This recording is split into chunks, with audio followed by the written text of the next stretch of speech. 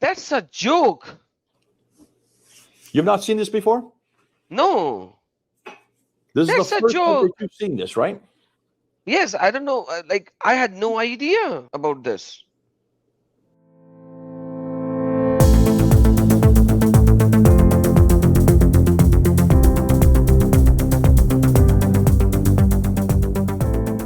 So I'm going to ask that same question I asked of the Quran. I'm going to ask of Muhammad. Where are these extant manuscripts of these guys that they do trust? The Ibn Hisham, Al-Waqidi, Sahih Bukhari, Sahih Muslim, Ibn Dawud, Tirmidhi, Al-Majah, Al-Nisai, and Al-Tabari. Muwatta Malik. And the Muwatta Malik. So don't forget him. So we don't know what anybody said because we have nothing written down to prove what they said was what they said. But at least Qadi and Ali, at least the Yasser Qadi and Shahir Ali, do believe that what we can trust is what is 200 years and 300 years after the fact. That we can trust. That's what they're saying. They're willing to go that much. Why? Because it's written down, because that we have in our hands. Isn't it interesting? They don't have any problem with what's in our hands today. Notice that. And they assume that what's in our hands today is exactly what Al-Bukhari wrote, and Sahih Muslim wrote, and Ibn Hisham and all the rest wrote. My question is what I asked at the very beginning of the hour, and I asked you about an hour ago, where are those 5 manuscripts that were written down as extant manuscripts for the Quran during the time of Uthman? Where is even one of them sent to the 5 cities? And you can answer that, could you? And that bothered you, didn't it? Yes. So I'm going to ask that same question I asked of the Quran. I'm going to ask of Muhammad. Where are these extant manuscripts of these guys that they do trust? The Ibn Hisham, Al-Waqidi, Sahih Bukhari, Sahih Muslim, Ibn Dawud, Tirmidhi, Al-Majah, Al-Nisai, and Al-Tabari. Muwatta Malik. And the Muwatta Malik. So don't forget him, okay?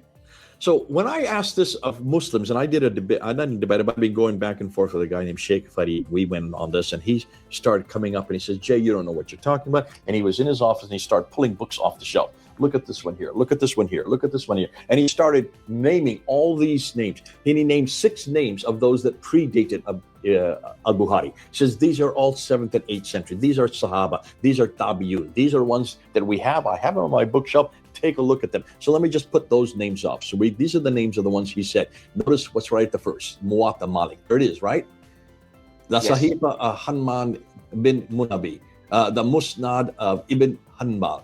The Musnaf of Abdul Razak, the Musnaf of Al-Tayalisi, and the Musnaf of Abi Shaiba. You've heard these names, right? Yeah. These are all 7th and 8th century. So these are Sahaba, and he would say these are like Tabi'un, the Sahaba. These are the 1st and 2nd generation. Absolutely. Do you believe that? That's the claim. That's the claim, okay? And most people, when you say that, there's no way you cannot there's nothing you can do. You say, okay, you must know what you're talking about. And most people in the West, we just assume they know what they're talking about. I assumed that he was correct. I said, wow, I had no idea that they had all these. And these are all predate Al-Bukhari, right? They all predate Ibn Hisham for the Sira, and Al-Waqidi for the Sira, and also Al-Tabari for the Tafsir and Tahrir. All of these traditions, this is predated by these 6 guys here. You want to know when their dates are? We went back to find out when these guys died. I'm giving you their death dates. We always give you the death dates. The reason we give you the death dates, because that is as far as they could keep writing and changing and manipulating. And then what they finally, when they died, that's what then is attributed to them. Okay? So you always Sounds go like to a the plan. last date. They probably wrote this maybe 20 years, 30 years before they died.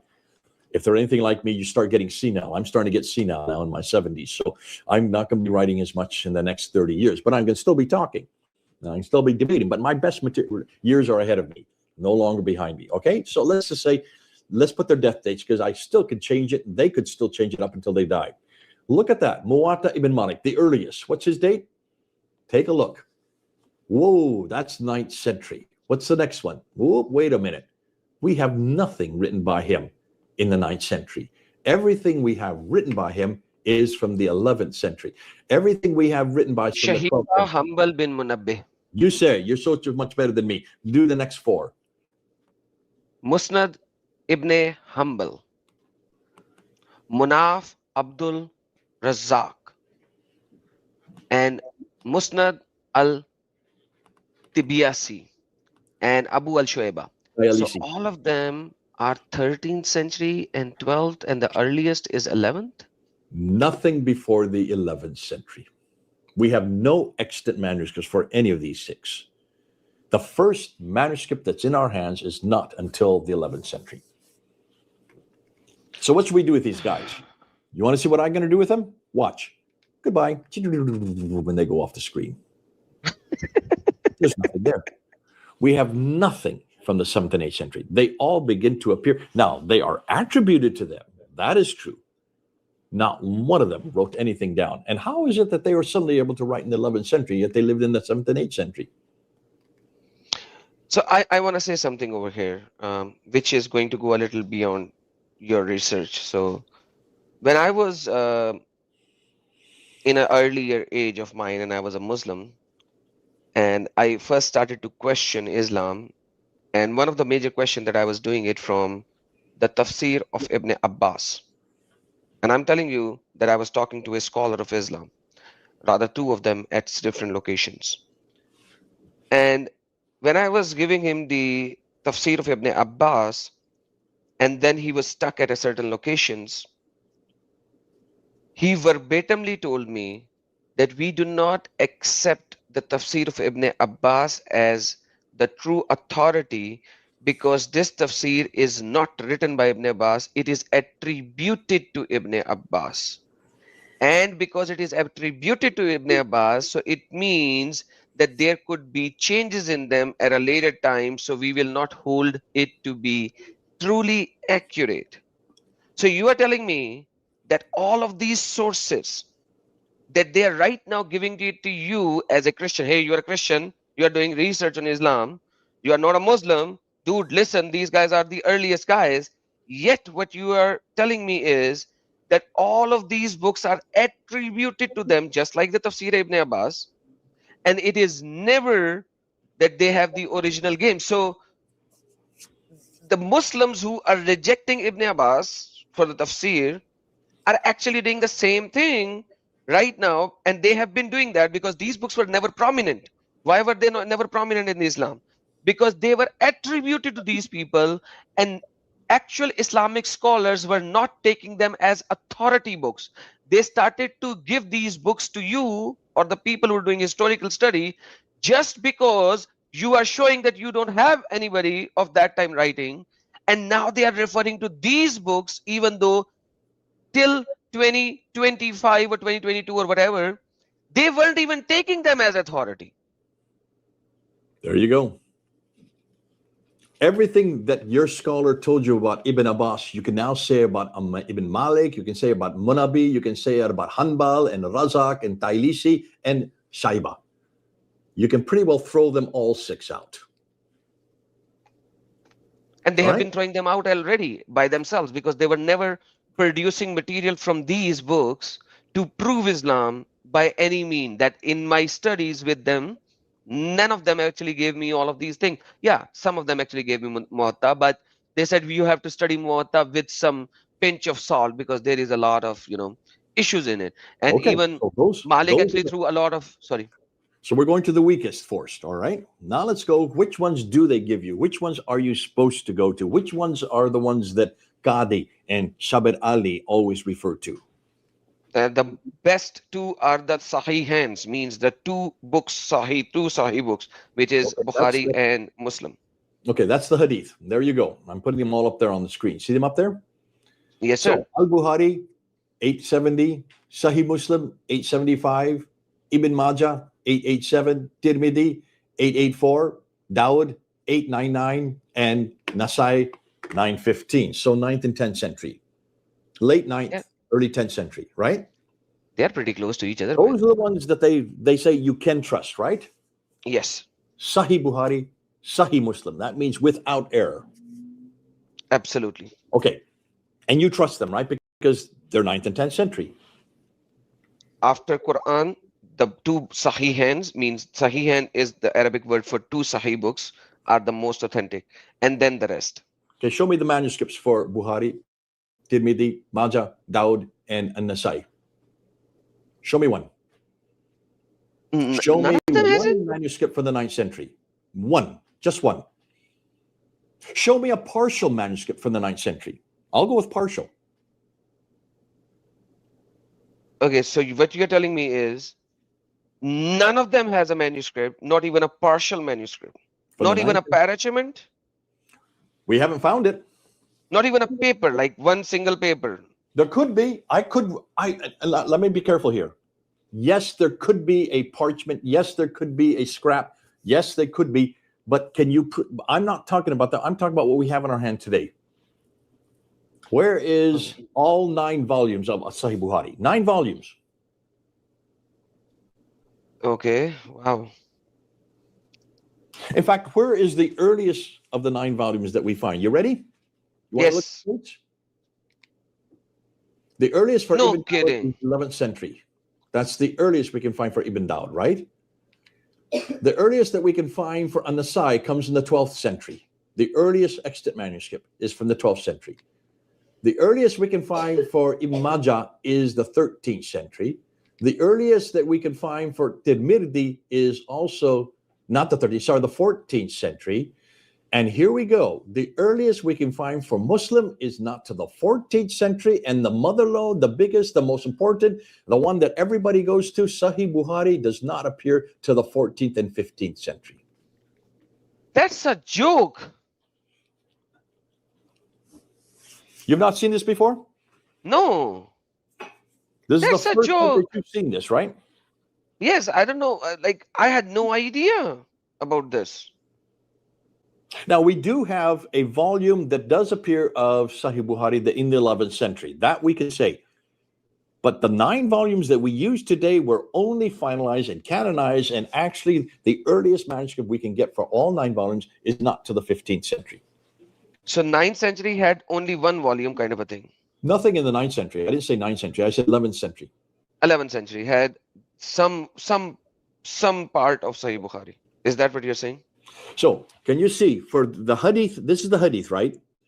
We Yes. don't have anything of Sahih Bukhari. We don't have any of the 9 volumes. We have, and I'm not going to say yet because no one has done the research just to find if there's any parchments or fragments. Some may appear yet. I'll tell you why I think that is important, okay? Because I think there was a Sahih, I think there was someone named Al-Bukhari. I would swear that there was probably someone named Muslim, and I think these guys did exist. Majah and Dawud and Tirmidhi and Nasai. I almost have to believe that they would exist. Otherwise, why are they so important? But what we have today is not from them. That's what I'm saying. I can't prove that they exist, but neither can Muslims, because there's nothing from that time period that was written by them. That's the problem. So I'm just going to assume that they did exist in the 9th and 10th century. But that's not what we're reading today. So what should we do to these guys in the 19th century? Bye-bye. Let's just get rid of them. Now we're getting to the big guy. What he did. This is the Sira, right? And we've been told that the 2 major Siras are written by Ibn Hisham and Al-Waqidi. So that would be 833 and 835. Right? Okay, yeah. Well into the 9th century. And these have always been the earliest that the Muslims can go to. There's the 2. Now they would say Ibn Ishaq, but we don't have anything from Ibn Ishaq. We have nothing. And even Ibn Hisham mentions that he doesn't have anything from Ibn Ishaq. But this is the ones that they would go to find out what Muhammad did. Are you ready? Yes. So where are the manuscripts for Ibn Hisham and Al-Waqidi? Give me a manuscript from the 9th century. I know they don't have it. The earliest manuscript we have for the Sira is this one that's in Fez. Oh my. In Morocco. Take a look at the date. 1063. That's the 11th century. That's not the only manuscript we have. We also have this one, which is in the British Library, which is from 1278. Then we have another manuscript, which is in the Bodleian Library in Oxford, which is from 1324. So now we're well into the 14th century. And then we have this one here, which is in the Chester Beatty Library in Dublin, Ireland, from 1331. That's a 14th century. And then we have a 5th one that is in the BNF in Paris, that is from the 1400s or 15th century. And the most important one is this one, which is in the SOAS Library, known as, well, 1589, Sira talking about 16th century. So we have those 6 manuscripts, but how in the world from those 6 manuscripts did we get the Sira that we have today? How? Well, you do have the Sira in your library, do you not? Yeah, I have it in my computer as well. Okay, and who's the one whose name is there who actually did the translation of it? Ibn Ishaq. Alfred Guillaume is usually the one that everybody uses. Oh, right? I mean English translation. Okay, yeah. Sorry, the English translation that you use today is Alfred Yeah. Guillaume. Have you ever Yes. read the introduction to Alfred Guillaume? What does he say? No, I have not read that part. I skipped that part always. Okay, if you were to go back and read it again, you will see that actually Alfred Guillaume is just translating who the author of the Sira, and he doesn't say that Ibn Hisham wrote this or al-Waqidi. He actually says that this comes from Ibn Ishaq, not Ibn Ishaq, yeah, Ibn Ishaq from the 765, 8th century. That's what he claims. There's no manuscript at all. So who is the one that actually went to all of these 6 manuscripts and compiled the Sira, the biography of the Prophet that we use today? Who did that? This guy right here. Heinrich Ferdinand Wustenfeld, a German scholar who between 1858 and 1860, there in Berlin, went to these 6 manuscripts. He went to the Fez one, which is the oldest. He threw out 75% of it because he didn't see it was accurate. He only kept 25% of it. And then he went to the other 5, 3 of them that are in Britain, 1 that is in Ireland, 1 that is in Paris. And he went through those manuscripts and he compiled the story. He then published it in 1860. And that's the story that everybody uses today, put together by a German scholar in 1860. The Life of Muhammad by Ibn Ishaq is compiled by a German scholar 160 years ago. So everything that Muslims now use today to know who their prophet, what their prophet did, comes from a German scholar who he decided what was authoritative and what was not, threw out what he didn't like and kept what he did like. You do realize that is even more devastating, that you don't even have a single manuscript of Ibn Ishaq, and it's in parts in so many locations, and some Western German so-called scholar picked it up and made it into some book. You do know what you're saying, right? Yep. Yes. I introduced this in July 6th. This is all what you're hearing. I did introduce on July 6th, and this went all over the world. About 2.5 million people have watched it. And most people, when they talk to me, they always talk about this material. They said, this is the first time we've ever heard this. I said, of course it's the first time, because no Muslim has done this research yet. Why aren't Muslims doing this research? And why are they letting a German scholar put together the story of their prophet? Why didn't they do this? Why haven't they gone to these 6 manuscripts? What's more, Adam, I would like someone now to go to each one of those 6 manuscripts, because you can get every one of them. Because there was another man, this guy here, Sezgin, who just went back to the Fez manuscript as the earliest one and redid a new biography in 1967 that disagrees with the one we have today. Oh, so there's another Sira by this guy who went through these manuscripts, the same manuscript. Just the first one. Just the first one. Okay, so he went to the 1063 AD manuscript, and he gave us a whole new different story. Why is it that no one's reading his manuscript? Why aren't they reading his biography? Why is it we have a whole other Muhammad here? It won't be whole lot. There are some things that would be similar, because you're talking about 11th century to begin with. That's 400 years after, if Muhammad even existed. I don't believe he did. You can. That's fine. But I'd like to know how you can believe he did, what he said and did. That's all I'm concerned of today. I want to know what he said and what he did. Can we trust that if he did exist? Okay. So what should we do with Ibn Hisham and al-Waqidi? Bye-bye. There they go. Now we have one more genre to go through. Here we go. Okay, I have a shock here. You do realize I'm in a shock, or if you don't, because you can't see my face, I'm in a shock.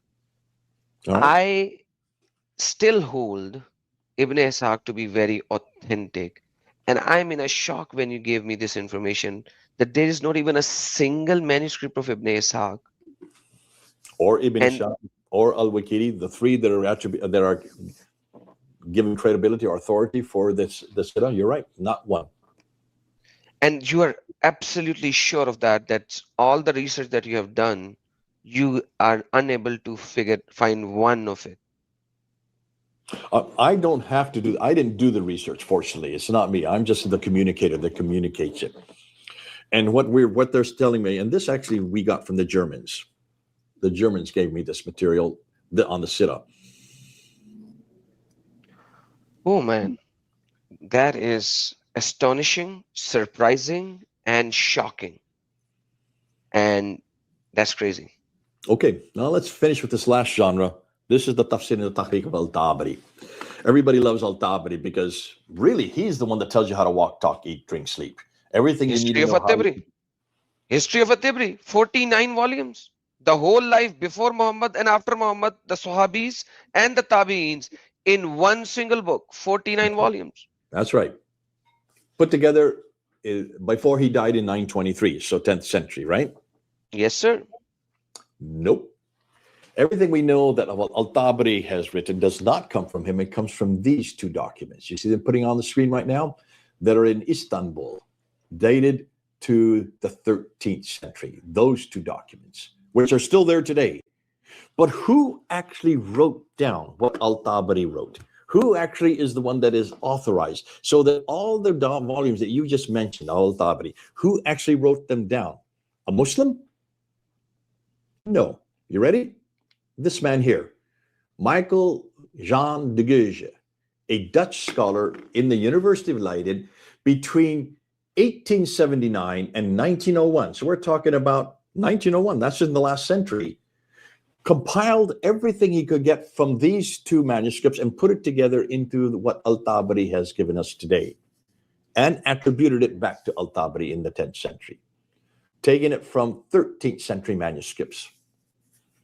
So here you go. It's not a Muslim that has done this. It's actually another European scholar, in this case, a Dutch scholar. But we have Tabari in Arabic as well. Absolutely. And what is the dates on those? The same 923 AD. No, not one of them is from 923. Can you see all that? of them are coming from the 13th century. 13th century, and most of them would be written after the 13th century. That's why when Sheikh Farid was taking these off his shelf, he said, listen, I would have loved to say, can you show me the original manuscript for everything you're taking off your shelf? He had no idea. There's no way he could have known, because no one's really done this research before. So I'm going to get rid of Tabari. Now here we're going to conclude. All right, let's put it all together. What we're saying is this. Everything that Muslims are dependent on comes what I call the Islam of faith. See that I put up there? They claim comes from 200 to 300 years of oral tradition, which is bad enough. But that's the Islam of faith based on Iman, based on belief. We believe that these men knew what they said, what they wrote, they saw, and what they heard correctly, and then passed it on 100% accurately from generation to generation to generation, 5 generations, some say 8 generations, up until when it was finally written down. That's that period left of the red line. What we're now finding out that everything we know about what Muhammad said and did actually comes from right of the red line. So the Islam of history is from the 11th to the 16th century, not from the 7th to the 9th century or 10th century. It's actually from the 11th to the 16th century. So we can put a big red X there of the Islam of faith, because we just don't have anything to support what they say, what he said and did. And our conclusion, the Islam of faith came from stories about Muhammad supposedly written by those who saw and heard him, thus by eyewitnesses or by others within a few generations. Yet in reality, the real Islam of history was originally created 400 to 900 years after he presumably lived, but they were not canonized into a final text until 1200 to 1270 years later, suggesting accretions, deletions, and corruptions throughout.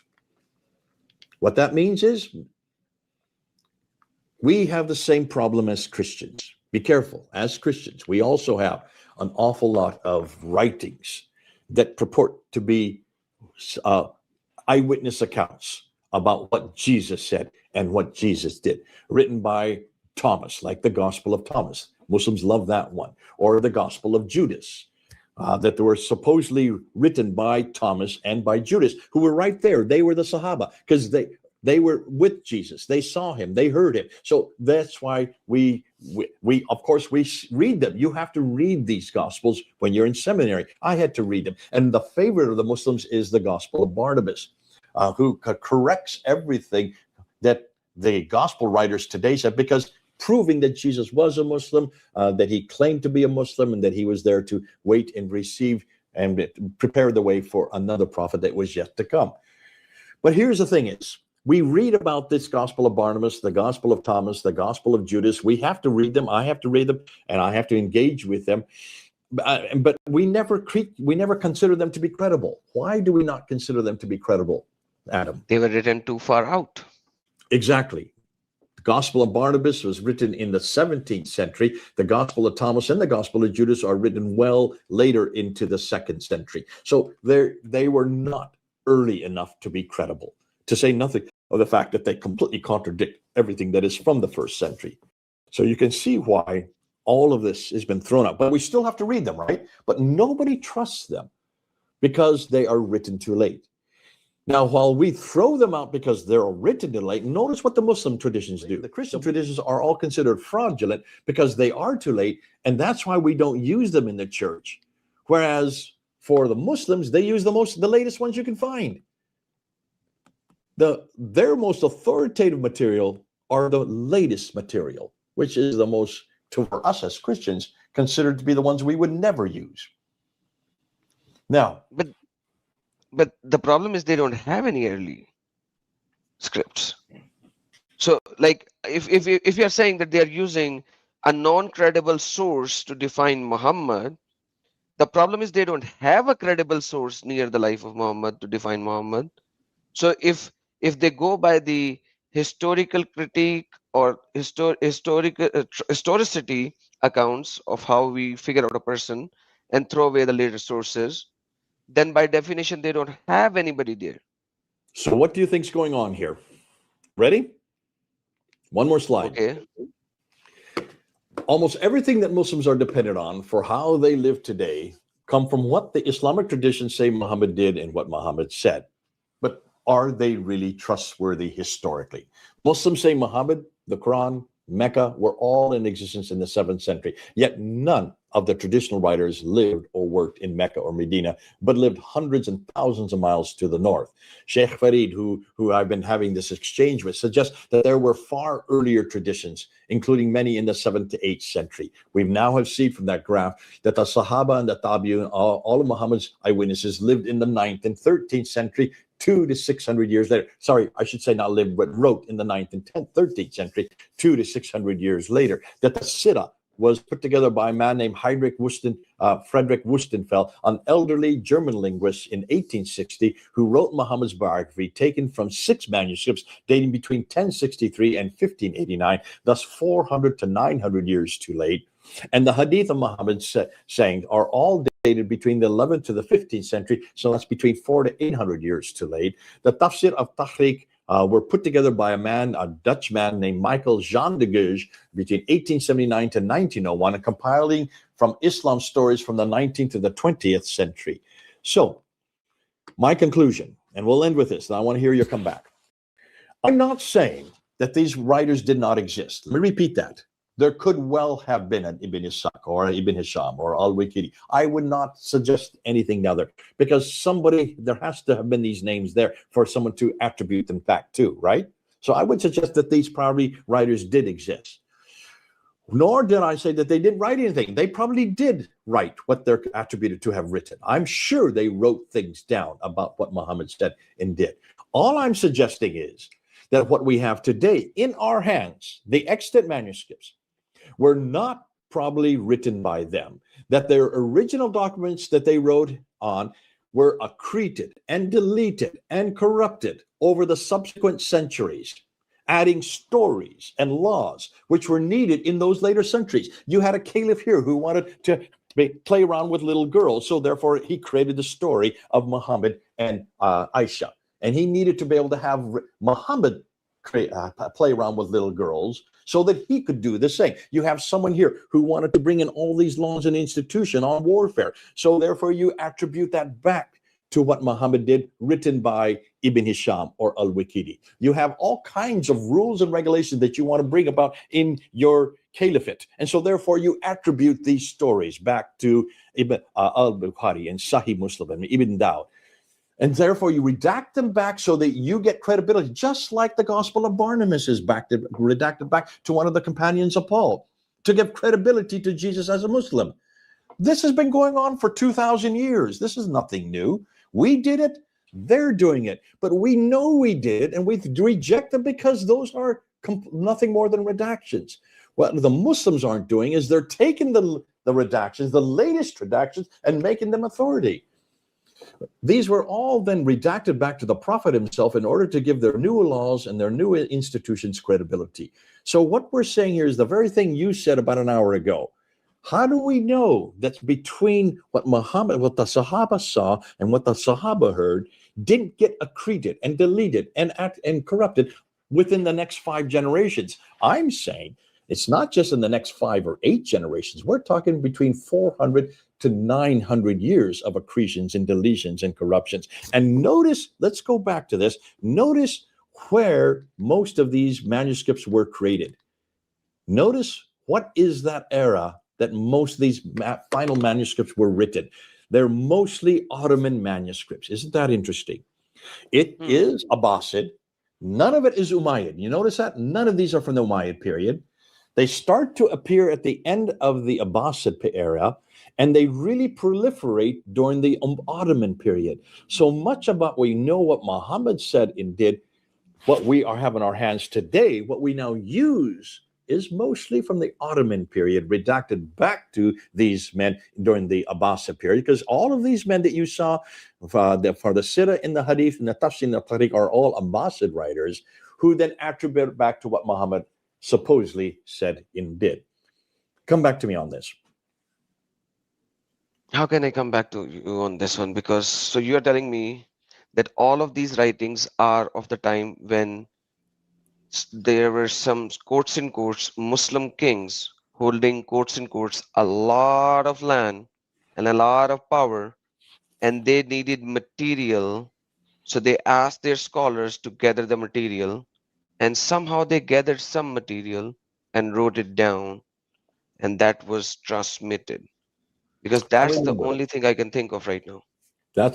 Well, I mean, this is quite normal. You've heard the story of Al-Bukhari. Al-Bukhari before 850 to 870, that 20-year period, he was given 600,000 akhbars, right?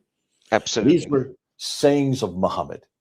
And he was told to look at these 600 akhbar and to whittle out everything that was fraudulent and whittle them down to 7,397. So from 600,000 down to 7,000, basically he threw out 98% and only retained 2% of what he was given. So that's within the traditions itself. So seems like this is quite normal. This was done all the time. But it wasn't just al-Bukhari they did it too. This looks like the Ottomans were doing it, so were the Abbasids doing it. Everybody was doing it. So what we have in our hands today, what Muhammad said and did today, is not from the Abbasid period, it's not from the Umayyad period, and it's not from the rightly guided caliph period.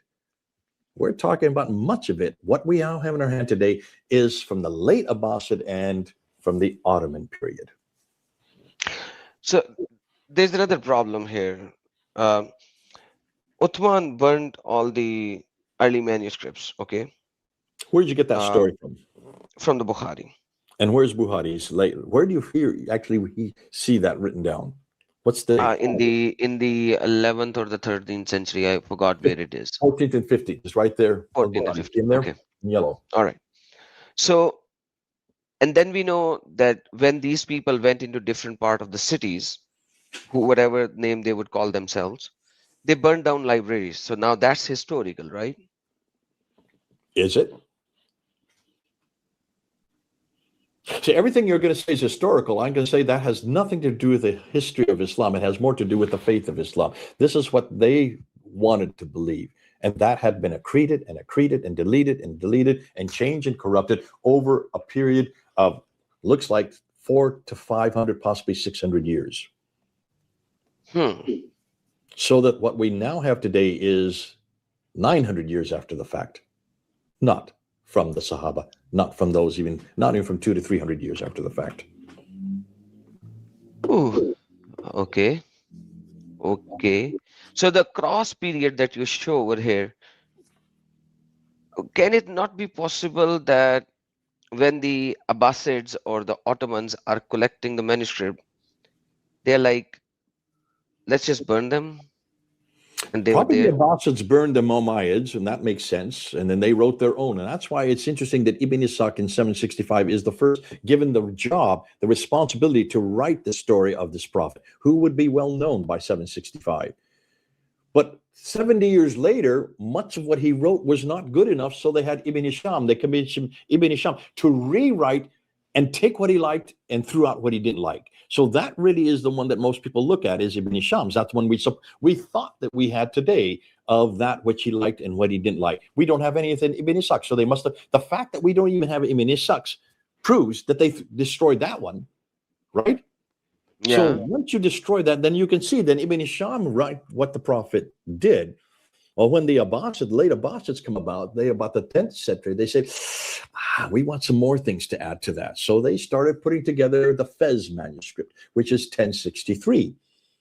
But then you get to the Chester Beatty manuscripts, and you get to the SOAS manuscript, and you get to the British Library manuscript, and you see now we're in the Ottoman period. They were now taking what was in the Fez manuscript, and they were then adding to it and adding to it. They need new laws and institutions. They wanted to make sure Muhammad did these things. So you now have another 5 manuscripts that were added in the 13th, 14th, 15th, and 16th century that disagreed with the 11th century manuscript. Why do you keep adding these manuscripts? Because you want to put down your version. Are these different geographical locations? Possibly. We don't know. No one studied what I'm telling you right now. We've got to study every one of these manuscripts. The great thing is these manuscripts are in libraries we can have access to.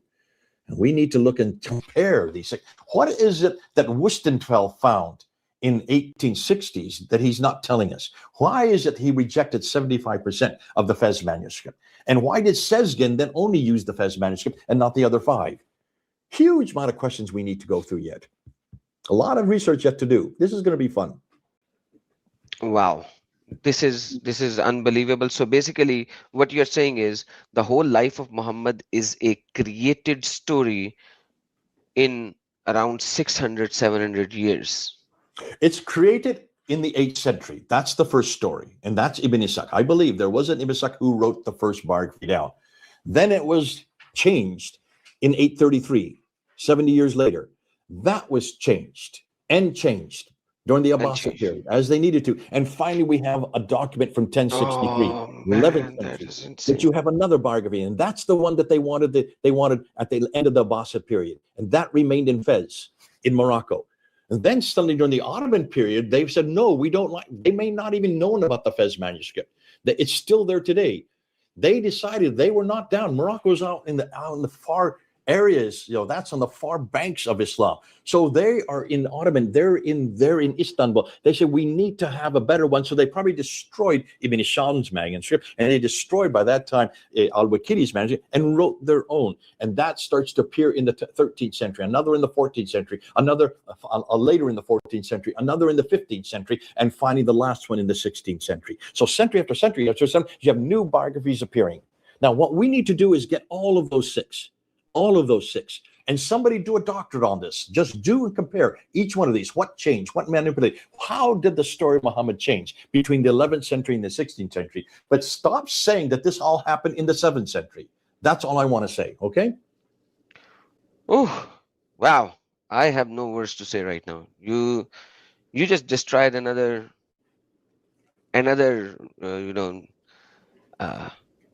story or history that even I still hold, I still used to hold true before this presentation. What are you doing, Jay? When I introduced this at Calvary Chapel, this was the thing that everybody wants to talk about. This is what they had not heard before, this material. I wish I'd done the whole talk just on this material. It's taken me an hour and 45 minutes to get it through with you. And I have the time to do it with you. And I thank you for giving me this time, Adam. But can you see, we really need to have some young men and women to go to these places. These manuscripts still exist. They're still there. We can look at them.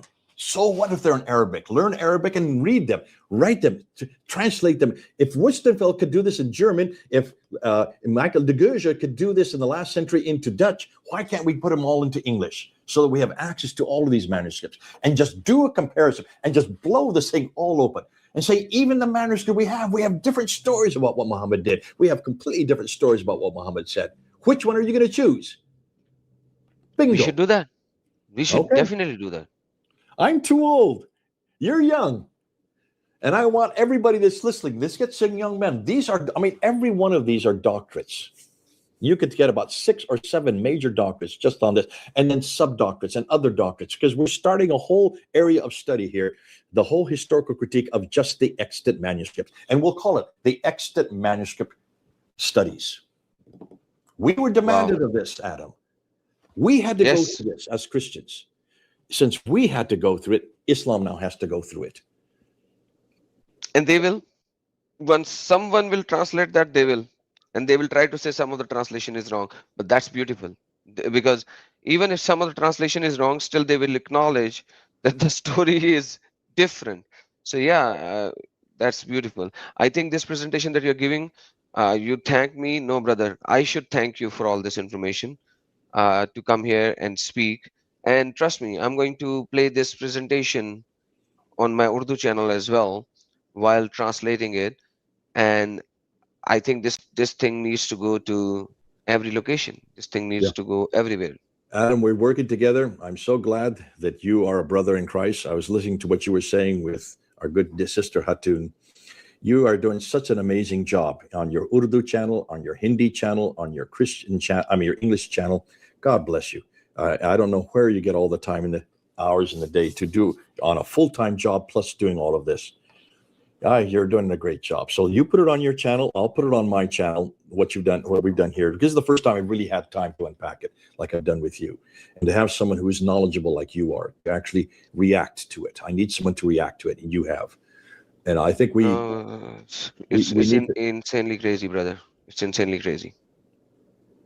Yeah. Well, thanks for your time. Thanks for your effort. Or rather, thank you for your time. And let's see if somebody has, because there were a few super chats. First of all, there is a thank you from India. Mince Gaming said, thank you, Jace, sir, for giving us Adam Seeker. Your guidance and support shaped this journey in a major way. Deep respect to the ultra legend Jay, sir. So that's for you. Let us do this here. A fish in a tie.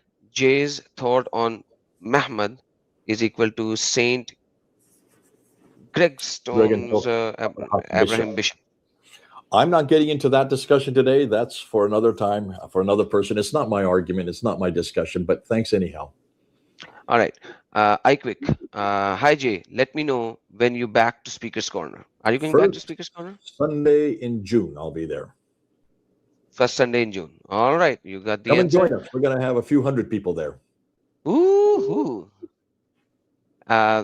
Fish and Rai. What are the difference in Sana, Pamacist, and Quran? So many. That's something that I'll be doing with Al Fadi, but we're going to wait to do that until he has finished his PhD. Nice. He has to finish. So he's close? He's just on the brink of doing that. And once he does that, then he'll be free to introduce all he knows about it. Awesome. Mince Gaming from India again. Muslim fighting with Jews, Hindus, Christians, Sikhs, Buddhists, and fighting with themselves. But it's peaceful religion. All right, let's just skip that. But thank you so very much. That game where people stand in the line and pass a story from the last person to the first, and by the end, the whole story changes completely. That's hearsay. Perfect. That's right. Look how he spelled it. That's heresy and hearsay. Did you notice that? He's going to play on words there. Heresy. Did you see how he's done that? That is really clever, Menace Gaming. You've done a brilliant job. It is heresy and hearsay put into one word. It's Chinese whispers. We call that Chinese whispers or telephone. You do it in birthday parties. Viger said, by the way, Viger, he's like one light day away from us now. He said, now it seems the holes in the narratives are actually black holes. Thank you, Dr. J. Smith, for coming to the stream. Appreciate it. And Mince Gaming from India once again. Muhammad was a real or fictional character? That's a question. Okay, my answer that there probably was someone named Muhammad, but the Muhammad that of faith lived way up in the north. He did not live in Mecca and Medina, and he did not receive 114 surahs of the Quran. He may have received something, we just don't know, and I won't say, and I refuse to answer that question until we know. But I believe there was a Muhammad, but not the Muhammad of Islam. Perfect. Very well said. And the last one. Jay and Adam, I pray for the safety of both of you daily. Thank you so very much, brother. God bless you, and God bless everyone. Dr. J, what would you like to give an advice to the people who are still in Islam, and they are watching this, or they will watch this from Pakistan or India at a later time? So Yeah. what's your advice to all of them? Absolutely. And we need to end off this way, because I always want to make sure I end off with like. Let's just compare like with like. But today, what you've seen we've done, we've taken and we've looked at what Muhammad said and did versus what Jesus said and did. We've had about 200 years head start on the Muslims having to really defend what Jesus said and did. And we've done that. The beauty of it is because we do have the documents, we do have the artifacts that support what Jesus said and did. We can't get the entire artifacts because they were written on papyrus. Papyrus disintegrates, so we don't have the original documents. And that's why we would expect it. But we have such a plethora of manuscript evidence. 5,800 Greek manuscripts, 10,000 Latin vulgates. We have 19,000 manuscripts that are written in 11 different languages. You add that all up, over 24,000 manuscripts of what just Jesus said and did, his Hadith and his Sira. The very same thing we've been talking about today. Isn't that interesting? But we have other stuff as well. We also have the lectionaries, over 2,135 lectionaries that completely support the manuscript evidence written by the 6th century. That's 100 years before Islam. Then we also have the early church fathers quotations, 85,000 early church fathers quotations. When you just want to look at those quotations that predate the earliest manuscripts that we have, full manuscripts of the Bible, the Sinaiticus, the Alexandrinus, and the Vaticanus from the 4th and 5th century. If you just take those early church fathers quotations from before the 4th century, we have a good 34,000 of them. So many that we can reproduce many of the books in the Bible, but the one that's the most important is the Gospel of John. The Gospel of John is probably referred to more than any other in these church fathers quotations. We can reproduce the entire Gospel of John except for 11 verses from before the 4th century, outside of the manuscript evidence, outside of the lectionaries, in a third completely different genre. That's why this whole debate of whether or not Jesus existed, whether or not he said what he said and did what he did, his Hadith and his Sirah, we can support because of all the evidence that was written down. Our Lord Jesus Christ, he knew that this is going to be a problem in the 21st century. And so he made sure that our Sahaba and our Tabi'un, that they wrote down what they saw, they wrote down what they heard. So we have everything that you want to look for, because you as Muslims cannot say this now. You have nothing written by your Sahaba, if they even existed, or your Tabi'un. We don't know who your prophet is because there's nothing written down in his lifetime, in the 2nd century after he lived, about what he said and did. We don't even know whether or not where he came from. So all of this is something you're going to have to answer. You're not going to be able to answer it.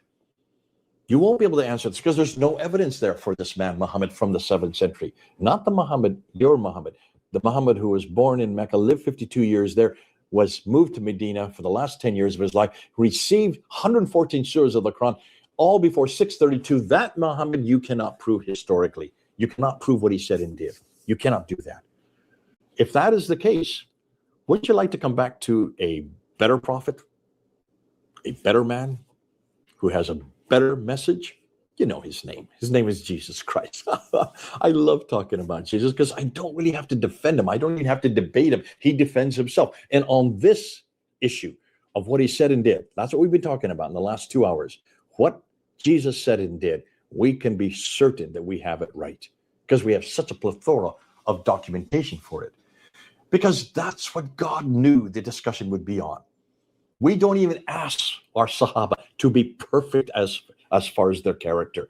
We know that what they wrote down was passed to many others. They all read what they wrote down. They kept them honest. They made sure that what they wrote about what he said and did was accurate. And that's why that has been passed on from generation to generation to generation, written down hundreds of times, thousands of times, so that we can trust our Lord Jesus Christ. You can do the same. Come on back to Jesus. Come on home. Come on home. You really do want a bigger man who is more historical, not the Jesus of faith like you have with Muhammad. You only have the Muhammad of faith. You don't have the Muhammad of history. We've got the Jesus of history, which supports our Jesus of faith. We cannot say anything about him unless we go back to those documents to know what he did and what he said. What a man. For today, for every day, for you, for me, for everyone, everywhere, at any time. God bless you. It's great having you for the last 2 hours.